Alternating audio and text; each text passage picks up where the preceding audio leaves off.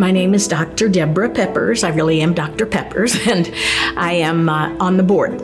I happen to have been introduced to this particular program when I was doing radio, which I'm still on air Tuesdays in Leesburg. So one of my guests was someone who was dealing with the crisis center, the crises that were happening around not only Lake County, but all of Central Florida.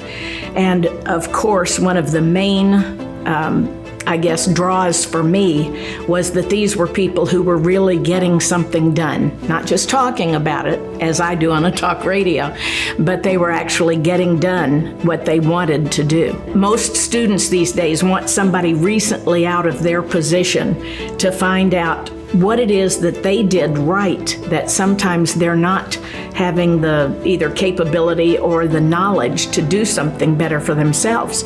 But right here in this area, in the schools, right around the corner from the parents who are part of this community, their children are faced with dangers that perhaps their parents, certainly not their grandparents, had ever known about. And therefore, they're now putting visible sights on what the parents can do, what the community can do, and most of all, what the student can do to empower and enable themselves to have a better life. We have no clue how anybody could not donate once they have sat in one of the programs, once they see that somebody has written, I was going to commit suicide but didn't, or once they have learned this child has gotten off of drugs because they found there was somebody to help them, to encourage them and offer them a better future because of that.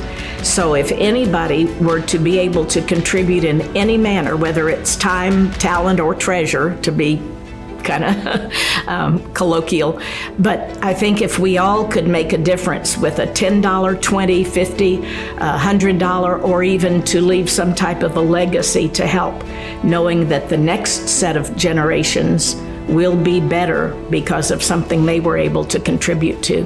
And financially, it is so important to help out with these.